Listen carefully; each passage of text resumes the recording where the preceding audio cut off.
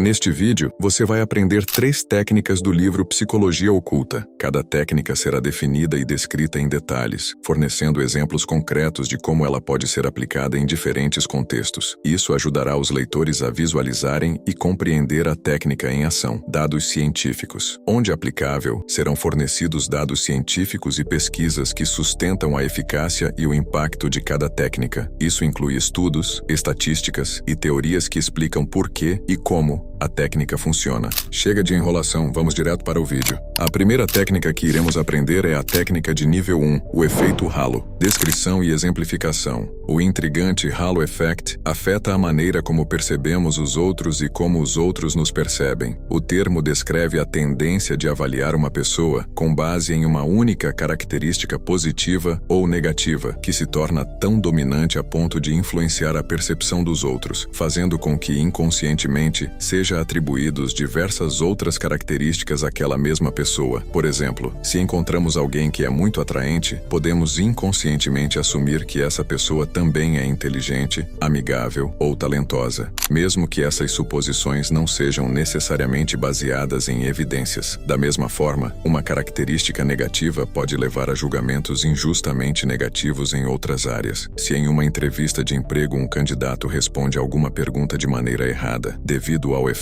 halo, o entrevistador pode começar a generalizar esse erro como uma indicação de que aquele candidato não é tão competente quanto ele inicialmente pensava. Essa única falha pode fazer com que inconscientemente comecem a questionar outras áreas de suas habilidades, como sua capacidade de trabalhar em equipe ou sua criatividade. Dados científicos. Um estudo foi conduzido por Karen Dion, Ellen Berscheid e Elaine Walster em 1972, intitulado de O que é belo é bom. Foi realizado com o objetivo de investigar a hipótese de que as pessoas atribuem automaticamente mais características positivas a indivíduos que são fisicamente atraentes. O estudo utilizou fotografias de indivíduos que foram previamente avaliados quanto à atratividade. Os participantes do estudo, estudantes universitários, foram solicitados a avaliar as pessoas nas fotografias em termos de atributos pessoais como sucesso, competência, inteligência, felicidade e moralidade, sem qualquer outra informação além da aparência. As fotografias foram classificadas em 3 categorias: atraentes, médias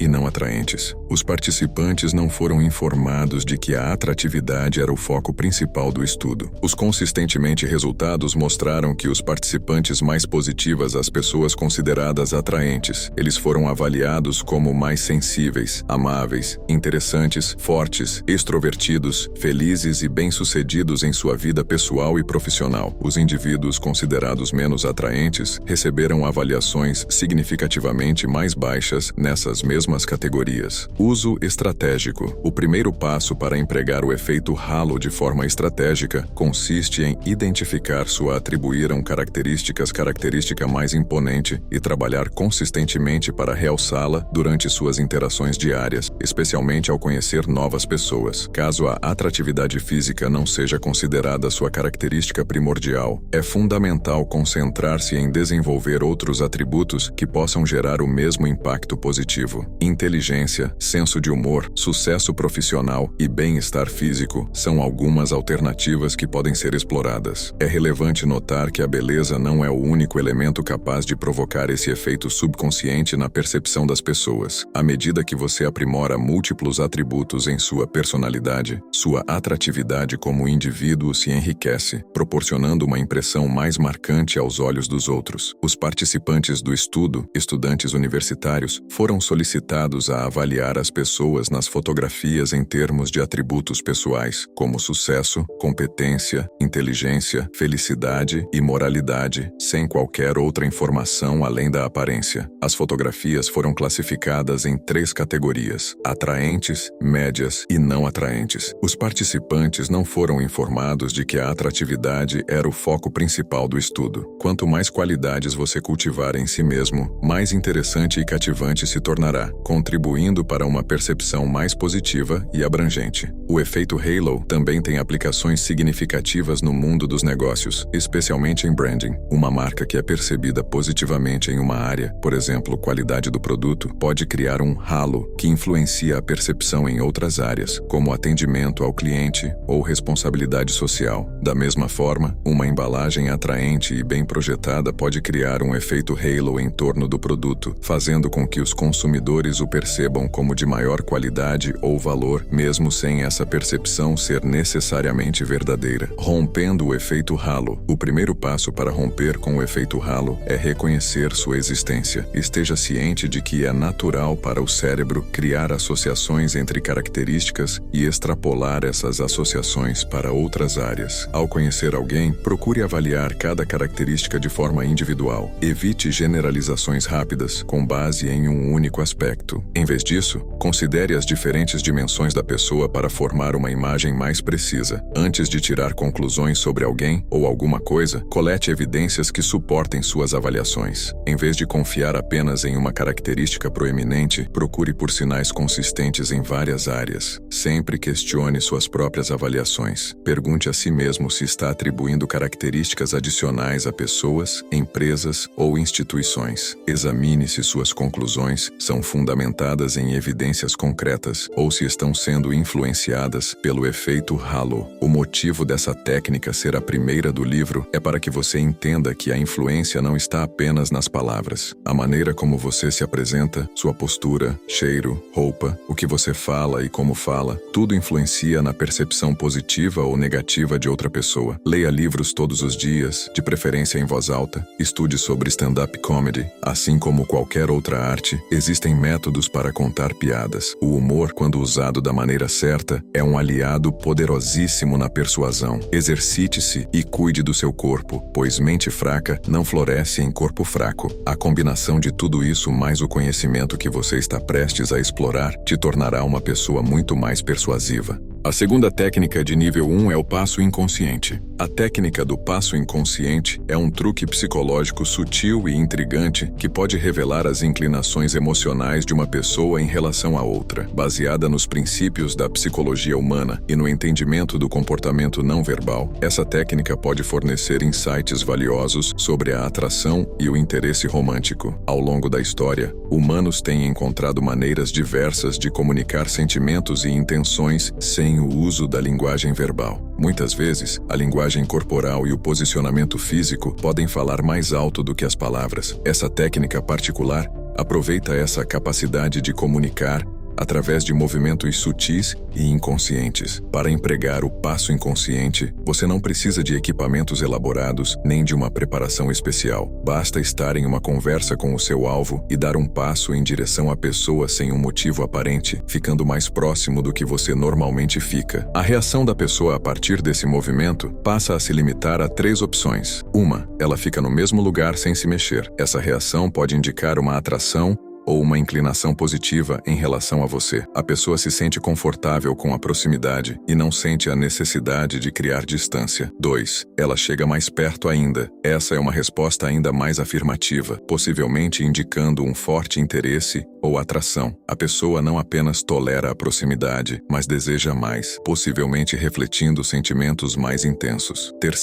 Ela se afasta. Essa resposta pode sinalizar uma falta de interesse ou até mesmo desconforto com a proximidade. É um sinal claro de que a pessoa prefere manter uma distância maior, o que pode ser interpretado como uma falta de atração. Dados científicos. A linguagem corporal tem sido um foco de estudo na psicologia por muitos anos, e a proximidade física é uma parte essencial dessa linguagem. A distância que mantemos em relação aos outros pode revelar muito sobre nossos sentimentos e intenções. A pesquisa em prosêmica, o estudo do uso do espaço pessoal, demonstrou que a maneira como usamos o espaço em relação aos outros pode comunicar atração, poder, agressão e muitas outras emoções e intenções. Uso estratégico. A técnica do passo inconsciente também é valiosa porque funciona de maneira silenciosa e discreta. Não é uma abordagem invasiva ou óbvia, é uma observação sutil que pode fornecer insights profundos. Os seres humanos tendem a se sentir confortáveis perto de pessoas que gostamos, e essa técnica aproveita essa tendência natural para revelar a verdade sobre os sentimentos de uma pessoa. Então, se tem alguém na sua vida com quem você deseja levar as coisas para um próximo nível, experimente utilizar a técnica do passo inconsciente na próxima vez que estiver conversando com essa pessoa. Essa técnica inofensiva pode te deixar com muito mais confiança quando você realmente for dar o primeiro passo, ou até mesmo evitar que você seja rejeitado. É extremamente difícil que essa aplicação te entregue, pois é absolutamente inconsciente. Será uma resposta natural baseada nas concepções e sentimentos que ela já tem por você, sejam eles positivos ou negativos. É claro que você não deve aplicar essa técnica em pessoas completamente estranhas. Mesmo que essa pessoa pudesse vir a desenvolver algum sentimento por você com o tempo, como uma completa estranha, a sua reação mais provável será se afastar.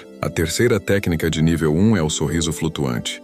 O poder de um sorriso é algo bem conhecido, utilizado tanto em interações cotidianas como em negociações de alto nível. Mas, em meio à vasta gama de sorrisos possíveis, existe um que se destaca por sua capacidade de transmitir autenticidade e conexão: o floating smile. Esta técnica, embora simples na execução, tem uma profundidade psicológica que lhe confere uma eficácia particular. O floating smile não é um sorriso instantâneo, uma reação automática que pode ser facilmente interpretada como superficial ou polida. Ao invés disso, ele é um sorriso adiado, mantido em suspenso por um momento crítico, que em seguida explode em uma expressão de interesse. Imagine conhecer uma pessoa pela primeira vez. Os olhos se encontram e existe uma expectativa, uma tensão quase palpável no ar. Em vez de ceder ao impulso habitual de sorrir imediatamente, você mantém um contato visual firme e imponente. E só então, após um atraso de 1 segundo, permite que um sorriso se forme em seu rosto, ainda olhando fixamente nos olhos da pessoa. Esse atraso, essa pausa calculada, tem o potencial de transformar um gesto comum em uma comunicação poderosa. Por que isso funciona? A resposta está na percepção de autenticidade. Um sorriso imediato pode ser interpretado como uma resposta condicionada, um reflexo de polidez que faz parte das normas sociais. Mas um sorriso que é deliberadamente atrasado sugere que ele é uma reação direta e pessoal à pessoa ou à situação, o que o torna percebido como mais genuíno. O sorriso flutuante é um aceno sutil à complexidade da comunicação humana.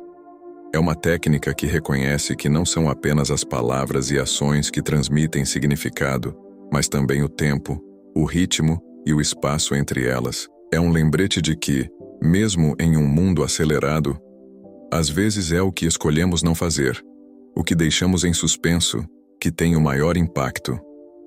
Em um mundo onde as aparências frequentemente predominam, o sorriso flutuante oferece uma maneira de se destacar, de comunicar empatia e interesse de uma maneira que é ao mesmo tempo sutil e poderosa. Pode parecer um pequeno detalhe, mas como muitas das nuances da comunicação humana, sua simplicidade esconde uma eficácia profunda. Uso estratégico. 1. Quando a pessoa inicia a conversa, quando alguém se aproxima para conversar, receba o cumprimento mantendo um contato visual firme, porém sem falar ou sorrir imediatamente. Esse breve momento de pausa cria uma expectativa, gerando uma atmosfera intrigante. Em seguida, ao finalizar o cumprimento, permita que um sorriso sincero e genuíno se forme em seu rosto, enquanto você responde às primeiras palavras. O sorriso compartilha o espaço com as palavras, tornando a troca inicial mais impactante e autêntica. 2. Quando você inicia a conversa, quando você toma a iniciativa de iniciar a conversa, comece com um cumprimento como licença, prazer, enquanto mantém um contato visual intenso. Um aperto de mãos firme complementa o gesto. À medida que suas mãos se soltam, deixe que um sorriso sincero e envolvente se forme em seu rosto e, ao mesmo tempo, comece a falar significado, mas também o tempo, o ritmo e o espaço entre elas. É um lembrete de que, mesmo em um mundo acelerado, às vezes é o que escolhemos não fazer, o que deixamos em suspenso, que tem o maior impacto. Em um mundo onde as aparências frequentemente predominam, O sorriso flutuante oferece uma maneira de se destacar, de comunicar empatia e interesse de uma maneira que é ao mesmo tempo sutil e poderosa. Pode parecer um pequeno detalhe, mas como muitas das nuances da comunicação humana, sua simplicidade esconde uma eficácia profunda. Terceiro, o timing perfeito. O momento ideal para sorrir é crucial para o sucesso do Floating Smile. Baseie-se no cumprimento, seja ele um aperto de mãos, beijo no rosto ou outro gesto comum. Segure o sorriso até depois do cumprimento, garantindo que o sorriso e as palavras se entrelacem de forma natural. Esse alinhamento cuidadoso cria uma impressão de autenticidade e atenção total. Quarto, treinando a técnica. Uma maneira eficaz de dominar essa técnica é praticar a visualização. Imagine-se conhecendo alguém, simulando um aperto de mãos com expressão séria e olhando profundamente nos olhos da pessoa. Ao soltar as mãos, deixe que um sorriso genuíno se forme em seu rosto, enquanto fala suas primeiras palavras. Essa prática ajudará a sincronizar o sorriso e a fala de maneira suave e natural. Significado, mas também o tempo, o ritmo e o espaço entre elas. É um lembrete de que, mesmo em um mundo acelerado, às vezes é o que escolhemos não fazer, o que deixamos em suspenso que tem o maior impacto. Em um mundo onde as aparências frequentemente predominam, o sorriso flutuante oferece uma maneira de se destacar, de comunicar empatia e interesse de uma maneira que é ao mesmo tempo sutil e poderosa. Pode parecer um pequeno detalhe, mas como muitas das nuances da comunicação humana, sua simplicidade esconde uma eficácia profunda. Se você gostou deste vídeo e quer me incentivar a trazer outras técnicas do livro, deixe seu comentário, curta o vídeo e me siga.